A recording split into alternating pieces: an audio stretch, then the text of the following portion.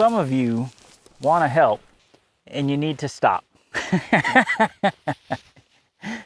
You need to learn how to shut up and not help. This is a lesson I learned in a very memorable way. About 4.5 years ago, I started a new job in the construction industry.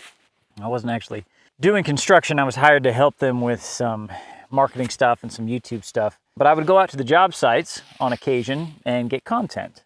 And one day, I was going out to the job site and they were going to be using some new materials, innovative methods, new ways of doing stuff. People were kind of excited about it.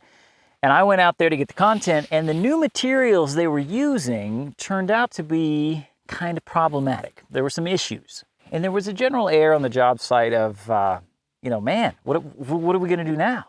This stuff isn't working like it's supposed to be working. We got to figure something out. I don't know if I can use this, yada, yada, yada. Now keep in mind, I'm not there to help them do what they're doing. I've got my own job to do. But I want to be helpful, and I want to show that I'm invested, and I want to be a team player. And so I'm dialed into what's going on, right? I'm walking around too. Oh man, what's the problem with that? Oh man, it's not working right. Oh, bummer. What are we going to do? Oh my goodness. Being part of the situation. It was in one of those moments that I decided to be incredibly helpful. I pulled out my phone, I snapped a couple pictures, and I sent them to the owner of the company and basically said, this stuff isn't working like it's supposed to be working. We've got big problems. And it wasn't 2 minutes later that the foreman's phone rang and he got a call from the owner of the company, who was very passionately investigating. He was chewing him out. He was really kind of ripping into him, and this poor guy was having to negotiate the conversation and defend himself and explain, even though he had not had a chance to fully vet the situation yet, right? And here I am, standing not too far away from this guy as he's just dealing with it, thinking to myself, oh, I shouldn't have done that. That wasn't for me to do. And then he said something that just made my stomach drop. He said to the owner of the company on the phone, I don't know why he sent that to you. I didn't ask him to. Oh, I felt so bad because it was obviously my fault. It's not like there was nobody there to deal with the situation, or we had a foreman who was quitting his job that day and didn't really care if the company lost tens of thousands of dollars or anything like that. Like, none of that was happening. There was somebody there to deal with the scenario who was extremely qualified and was actively dealing with the situation. And then I came along and inserted myself and just made everything a whole lot worse. I even got a text from the owner of the company a couple minutes after that phone call, and he said, hey, thanks for this info, but information like this really needs to come from my foreman. And I was immediately sent an answer back. I was like, yes, sir, I completely understand. I could tell right away that I overstepped my bounds. It won't happen again. And I really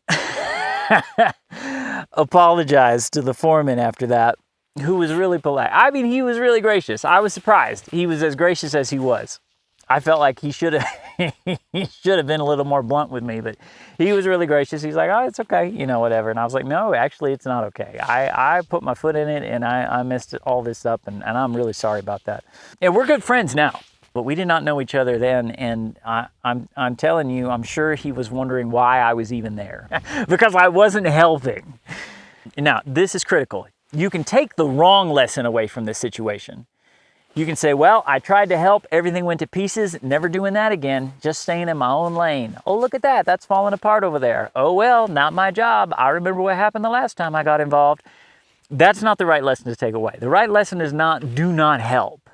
The right lesson is, figure out the context of the situation. If you're not the only smart person there to come in and say, well, what you ought to do is this. Figure out the structure, the process of what's going on, whose job it is to do certain things, what your role is in the situation, and then figure out how to best support the guy who's working on the problem. That's what you do.